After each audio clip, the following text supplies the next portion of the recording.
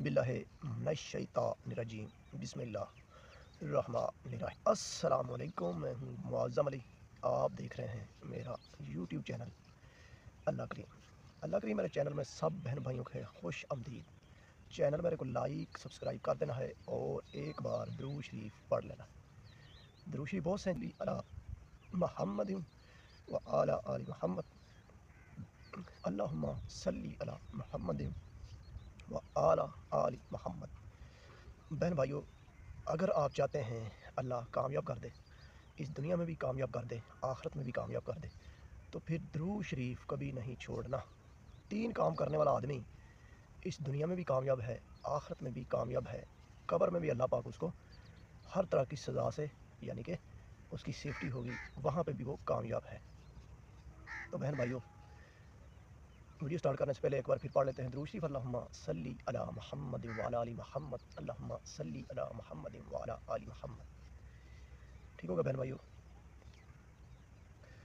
तो बहन भाइयों, आज हम बात करेंगे कि अगर कोई लड़का पसंद करता है, किसी से शादी करना चाहता है, और वो उसकी ज़ात जो है ना उसके साथ अटैच नहीं है, उसकी ज़ात डिफरेंट है, तो क्या उसको ये सोचना चाहिए कि दुनिया क्या कहेगी, या फिर उसको ये देखना चाहिए कि अल्लाह पाक कुरान मजीद में क्या फरमाता है? ये चीज़ देखनी चाहिए।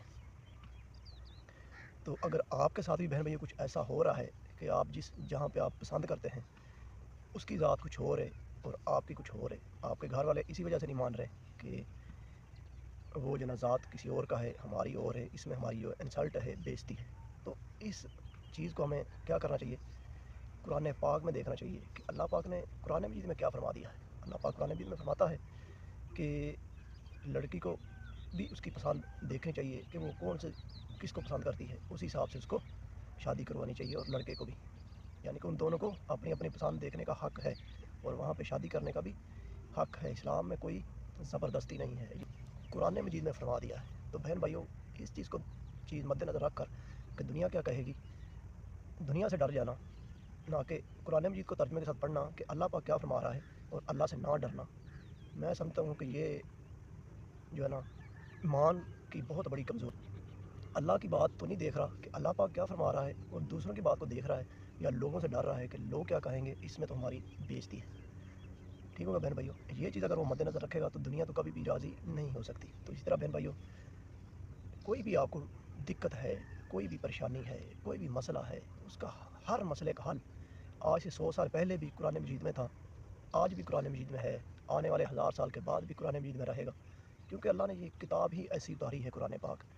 इसकी वजह क्या है कि हम पढ़ते नहीं हैं, जब पढ़ते हैं तो तर्जमे के साथ नहीं पढ़ते, जिसकी वजह से हमें सही फ़ैसला करने से डरते हैं, बुज़दिल बन जाते हैं, लोगों से डर जाते हैं, ना कि हमें तो अल्लाह से डरना चाहिए। ये अल्लाह ने कुरान मजीद में फरमाया है कि जो अल्लाह से डरता है, उस पर तवक्कल रखता है, अल्लाह फिर उसके लिए काफ़ी हो जाता है। जिस तरह ये एक आयत है, हस्बी अल्लाहु ला इलाहा इल्ला हुवा अलैहि तवक्कलतु व हुवा रब्बुल अर्शिल अज़ीम।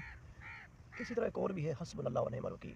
पहली वाले का तर्जुमा कुछ इस तरह है, जो अल्लाह पर भरोसा रखता है, तवक्कल रख के अल्लाह के ऊपर चल पड़ता है, अल्लाह उसके लिए काफ़ी कारसाज़ हो जाता है। इसी तरह दूसरी का है जो हस्बुनल्लाहु व निअमल वकील, जो अल्लाह को अपना वकील बनाता है, अल्लाह उसके लिए भी काफ़ी हो जाता है। तो बहन भाइयों, किसी किस्म की भी कोई प्रॉब्लम, कोई परेशानी, उसका ये हो ही नहीं सकता हल कुरान मजीद में ना हो। ठीक हो गया? कुरान मजीद तर्जमे के साथ पढ़ने वाला, तफसीर के साथ पढ़ने वाला बंदा कभी भी किसी बाबे के पास नहीं जाएगा, कभी भी वो दरबार में नहीं जाएगा, कभी भी वो ज़िंदगी में परेशान नहीं होगा। इतनी अल्लाह ने इसमें जो है ना ताकत रखी है, इतनी तसीर है इसमें, जो तर्जमे के साथ पढ़ता है। हम तो छोटी सी नमाज है, उसको भी हमको नहीं आती, तर्जमा तो दूर की बात है। हालांकि नमाज हम जब पढ़ें, उसका तर्जमा हमें पता होना चाहिए। कुरान मजीद पढ़ें, उसका भी तर्जमा साथ साथ हमें पता होना चाहिए कि अल्लाह हमसे क्या बात कर रहा है। दुरूद शरीफ भी कोई पढ़े, उसका भी तर्जमा हमें आना चाहिए। जितना हम इसकी गहराई में, इसकी बारीकी में जाएंगे, उतना ही हम अल्लाह पाक के करीब हो जाएंगे, उतना ही हम गुनाहों से दूर हो जाएंगे। फिर ऐसा एक वक्त आता है कि अल्लाह पाक उस बंदे को अपने इतना करीब कर लेता है कि उसके लिए गुनाह करना मुश्किल और नेकी करना आसान बन जाता है। ठीक होगा बहन भाइयों? तो ये चीज़ें, असल ज़िंदगी है यही। माल आ जाना, माल का बढ़ जाना, ये कोई ज़िंदगी नहीं है। ठीक होगा बहन भाइयों? आप भी बहन भाई, आप चाहते हैं उठते बैठते चलते फिरते पैसा बने, अर्निंग हो, تو سمپلی آپ نے کیا کرنا، اپنا یوٹیوب چینل کریٹ کرنا ہے. یوٹیوب چینل اپنا بنائیں. اس چینل کے اوپر آپ کسی قسم کا بھی کام ایسا کریں جس سے لوگوں کا بینیفٹ ہو، جس سے لوگ جو ہے نا فائدہ اٹھائیں. اللہ کی خاطر ایسا کام کر دیں، مرنے کے بعد بھی اس کا فائدہ ہو، مرنے سے پہلے بھی فائدہ ہو، ارننگ بھی ہو. تو ایسا کام کر دیں، یعنی صدقہ جاریہ بن جائے. کوئی حرام چیز پوسٹ نہیں کرنی، ایسا کرنا جس سے نیکیاں بھی ہوں، پیسہ بھی ہو. ٹھیک ہوگا بہن بھائی؟ جو قدم اٹھاتا ہے اللہ اسی کو کامیاب کرتا ہے. تو اسی کے ساتھ مجھے معظم علی کو درود شریف کے ساتھ اللہم صلی علی محمد وعلی آل محمد، اللہم صلی علی محمد وعلی آل محمد دی اجازت. اللہ حافظ.